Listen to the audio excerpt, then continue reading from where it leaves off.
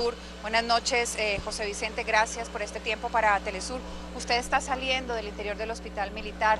¿Cómo está la familia del presidente Hugo Chávez? ¿Cómo está su círculo más cercano de colaboradores ante esta situación que hoy enfrenta la Revolución Bolivariana y, por supuesto, la familia más cercana?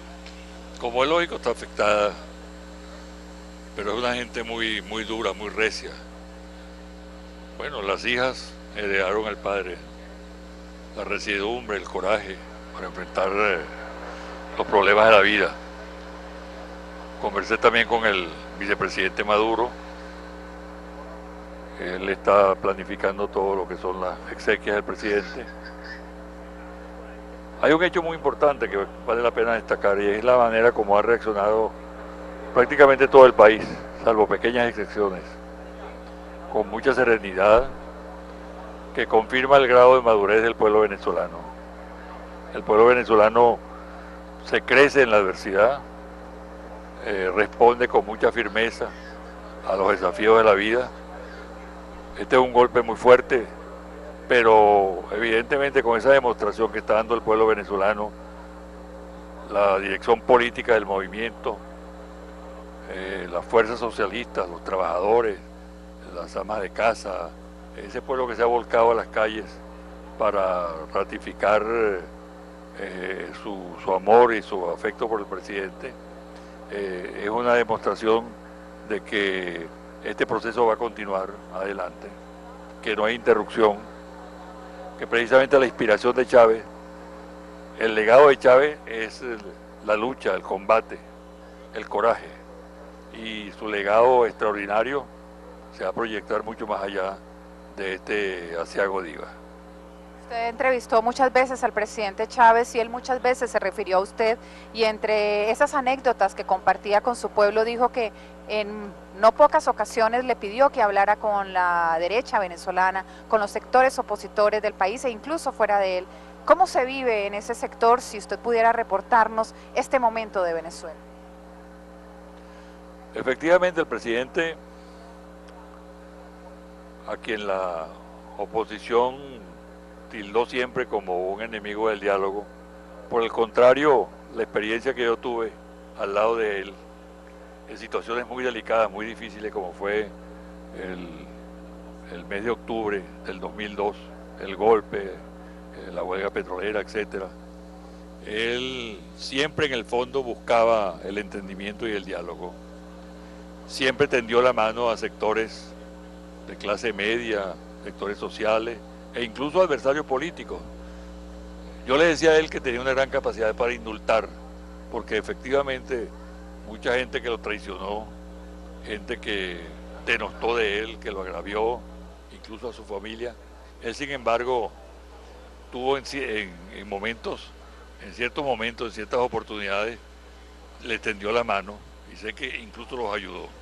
De tal manera que esa es una política que sigue en pie. Lo que pasa es que el diálogo en Venezuela prácticamente no tiene interlocutores, porque esos sectores radicalizados de la oposición, enemigos del proceso bolivariano, que no entiende que Venezuela cambió totalmente en estos 14 años, que este es un país completamente distinto, con un pueblo que maduró en una experiencia de lucha extraordinaria y con conquistas sociales extraordinarias. Es decir, que este proceso es irreversible, totalmente irreversible. Y se va a demostrar que siendo el motor fundamental de ese proceso, el presidente Chávez, una vez que se produce su muerte, este proceso va a seguir adelante. Pues bien, un dato importante es que él siempre predicó el diálogo y la oposición no entendió ese llamado al diálogo. Y creo que buena parte de las derrotas de la oposición residen precisamente en ese desconocimiento que tuvo para la oferta del presidente Chávez. Chávez fue un gran conciliador porque logró unir al pueblo venezolano. Enfrentó a un sector enemigo del pueblo venezolano, vinculado a factores internacionales. Pero él fue un gran conciliador en el fondo y no se abochornaba por esas circunstancias. Él lo decía, que él estaba dispuesto a dialogar con el adversario. Pero repito, lamentablemente en Venezuela no tenemos una oposición consciente, inteligente, que entienda que el código fundamental del diálogo es escuchar al adversario. ¿Y haría usted algún llamado a ese sector político en Venezuela en estos momentos? ¿Qué esperaría usted que fueran sus actuaciones en estas horas definitivas del dolor del pueblo que se expresa en las calles, como hemos estado reportando en las últimas horas? Espero que reaccionen. Y hay algunos elementos interesantes que creo que vale la pena analizar. Hay un buen comunicado del movimiento de la MUD, de la Mesa de Unidad Democrática. Ha habido una declaración del candidato presidencial Capriles Radosky. Hay que leerlas entre líneas. Y también, por ejemplo, en la Asamblea Nacional, cuando se conoció la noticia del fallecimiento del presidente, la mayor parte de los parlamentarios de la oposición se acercaron a darle el pésame, la condolencia a los parlamentarios de Quinta República, del PSUV, del Movimiento Popular Chavista. Son elementos que hay que tomar en cuenta. Yo creo que,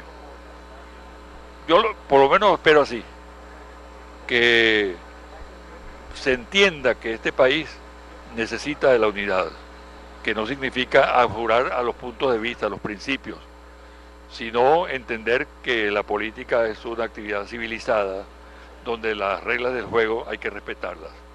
Aspiro que esa oposición, ahora, con motivo de esta situación que está planteada, entienda ese código y decida definitivamente practicarlo.